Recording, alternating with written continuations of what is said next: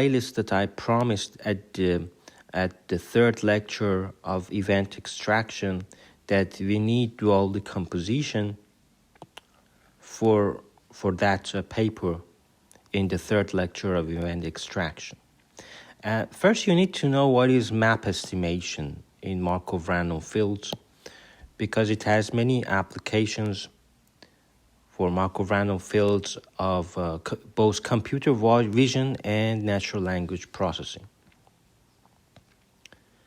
And of course, this is an amazing book by Wainwright and Michael Jordan in Berkeley. And he is an amazing researcher, professor. And if you look at his slides, you understand everything, just looking at his slides. So he's very nice. And there are many classical papers on this topic.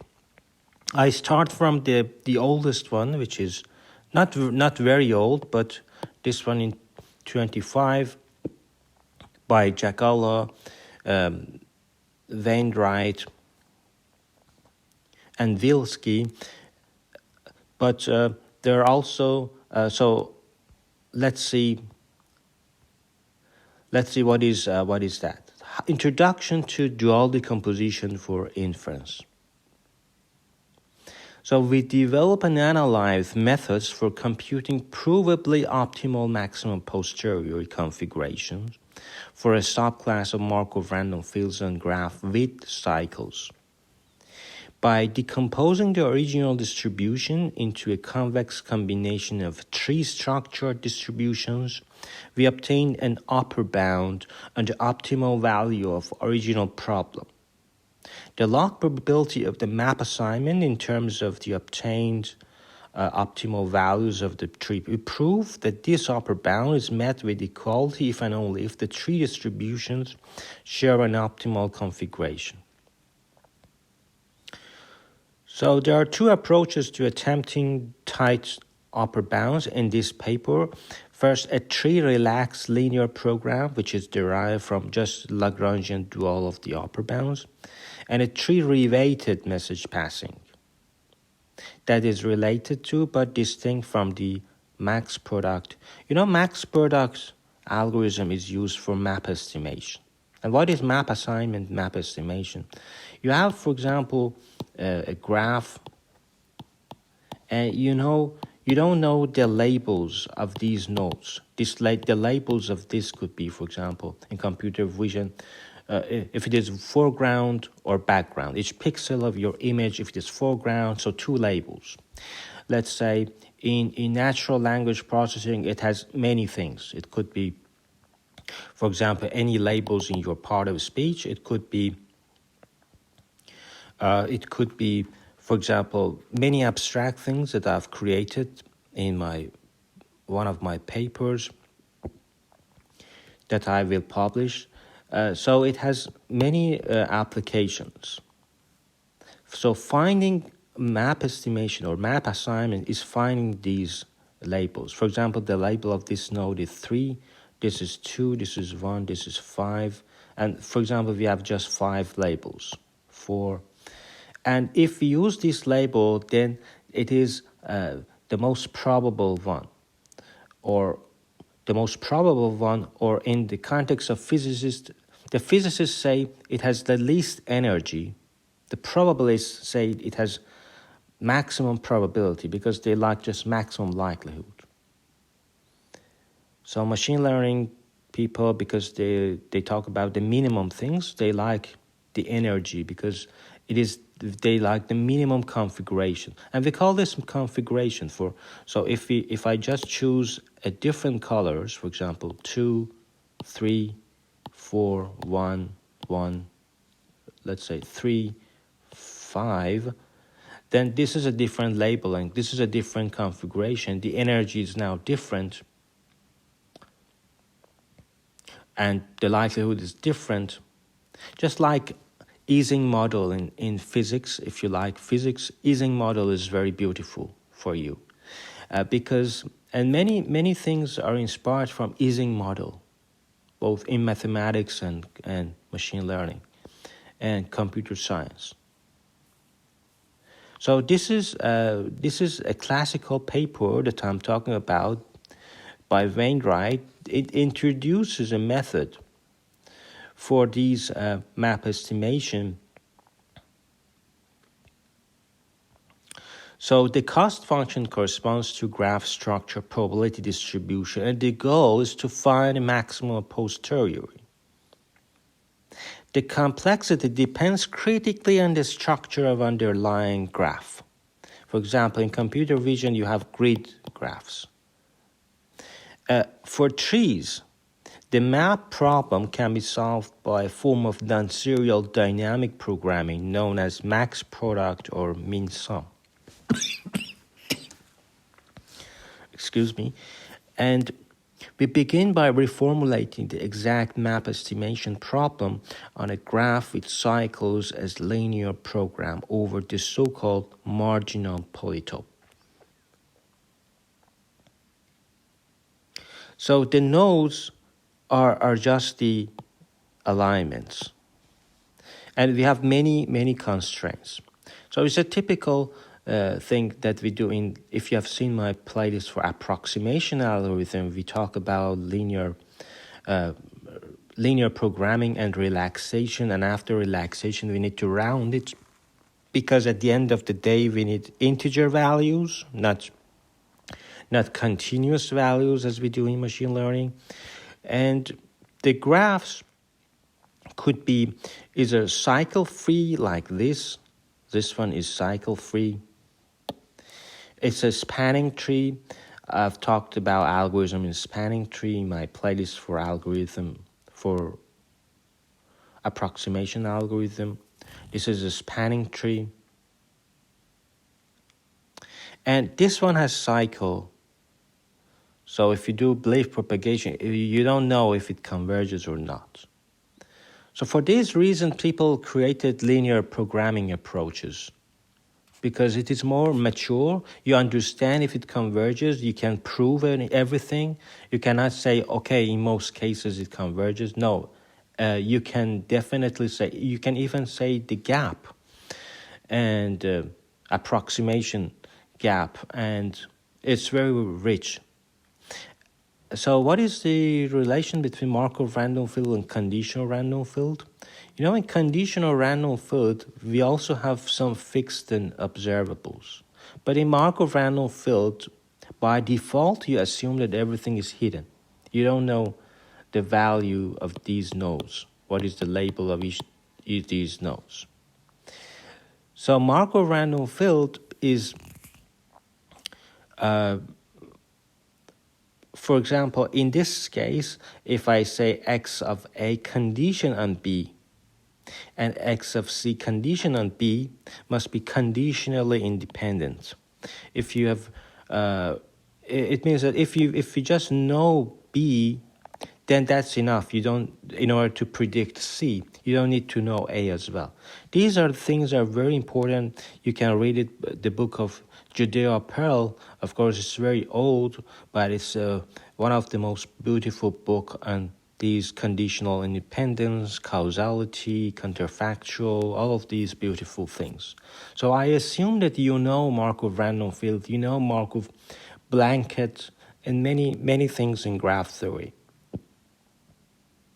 An example of Markov random field on a line is that we just multiply these potentials and then normalize it by this partition function to get what is the most probable configuration. For example, y1 could be 3, y2 could be 2, y3 could be 4. And these are the configurations. For any of these labelings, you have a different probability. So instead of marginalizing and saying what is the probability of y5 is equal to one thing, we say the whole structure. What is the configuration? What is the probability of the configuration? And it turns out that this is really better than if you just marginalize it. It's easier. It's even easier to do that. An example of counting genes expressions, that you add first the unary terms, then the binary terms. Binary terms, you have two variables. And higher order terms, you can add a lot of things, higher order terms, to turn it into more exact things. Just like dependency parsing, we use higher order features for parsing. So if you add anything else, then you want to make it very exact. But at the same time, you make the problem more complex, difficult to obtain, and it takes more time. So there is no free lunch. So there is a trade-off within everything. This is a Poisson Markov random field. And this beautiful theorem, Hammersley-Clifford theorem, says that if you have positive distribution, you can decompose it into these cliques, and a collection of Markov random fields can be obtained by these exponential family. And so, what is the probability of your configuration? And theta, each theta vector theta is a Markov random field, indexes a particular Markov random field.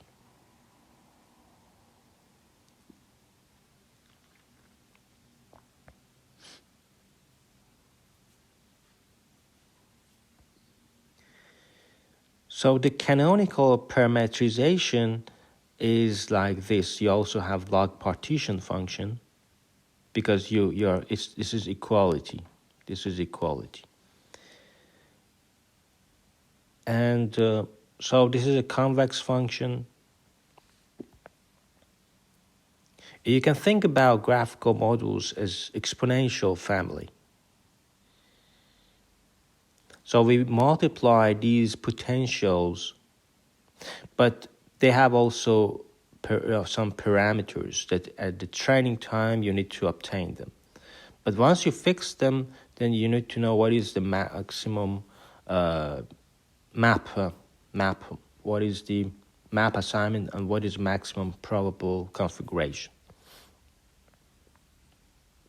So you can write this in exponential form just because x of log is the same thing. And the multiplication turns out to be the sum. And the log, because it's denominator, it becomes minus of that thing. And so why exponential family? Because the computing expectation of sufficient statistics is easy. And computing the normalizer yields the log partition function. So this is an example of discrete Markov random field. If xs is equal to j, it is 1. So this is the indicator function. Of course, you will see that instead of these indicator functions, I use another terms, which is called mu. We call mu ij I use this terminology of Wainwright and his colleagues. For example, here is mu ij xi xj. It's the binary, and these are variables that. So it's for example, it's a long vector. We need to obtain them. In linear integer programming, we relax it, and then we solve it, and then we round it. This is another example, Potts model. You see, it's very beautiful that it just takes the edge terms. I call it edge terms, and forgets about node terms. It's a simplification.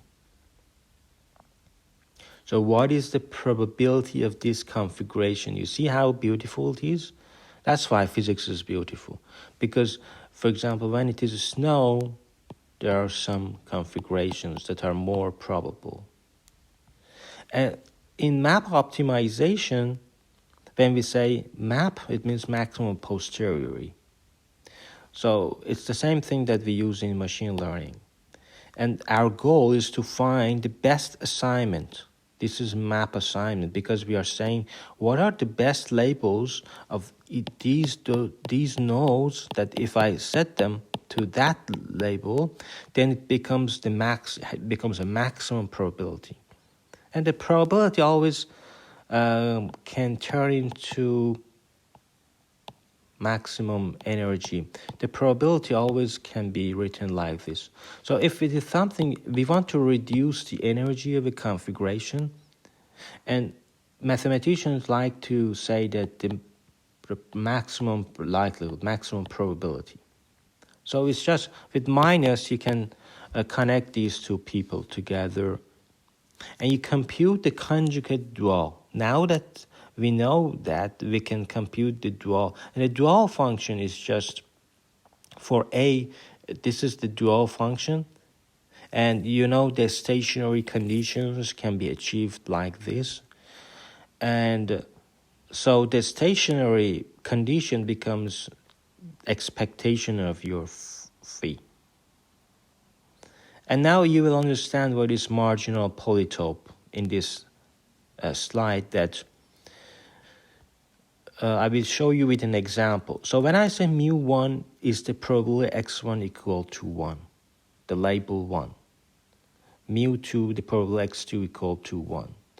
Mu1, 2 is the probability that one node is x1 is equal to 1 and another node x2 is equal to 1. This is mu1, 2. And because this is a vector, mu1, mu2, mu1, 2, so it's a vector, so we want to identify them. So they are either 0 or 1. 1, 0, 1. They're either 1. But they should satisfy some constraints. And for example, here assignment for x1, it means that x1 is equal to 0. x1 is equal to 0. Yes. So that's why for any yes, we say 1. x1 is equal to 1. For any no, we say 0. And the rest of the things. Because x1, x3, x1 has some label L, x3 has some label P, and if LP, IJ, LP, then we call it 1.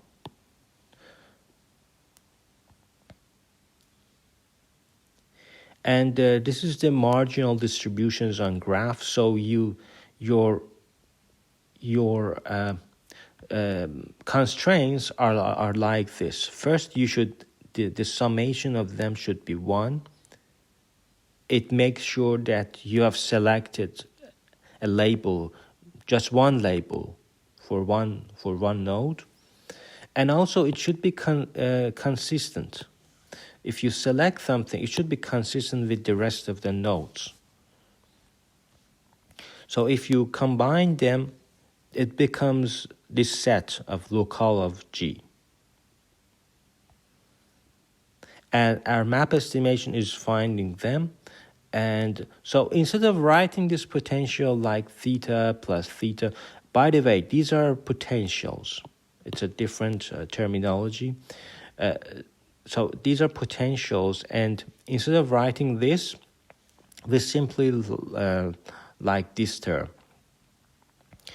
Because we are saying that it's just a linear things, and once we fix them, all of these things becomes just a number.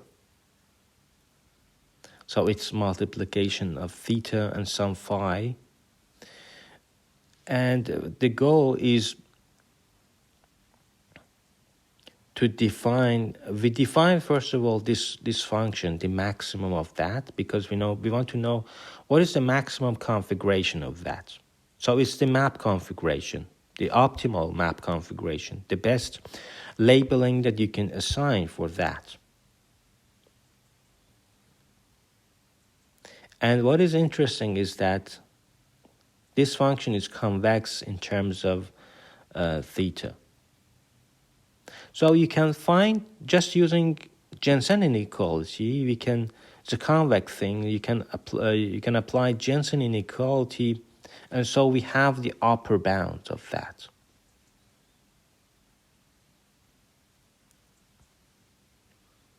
And in this paper, you see that the graph, for example, this B should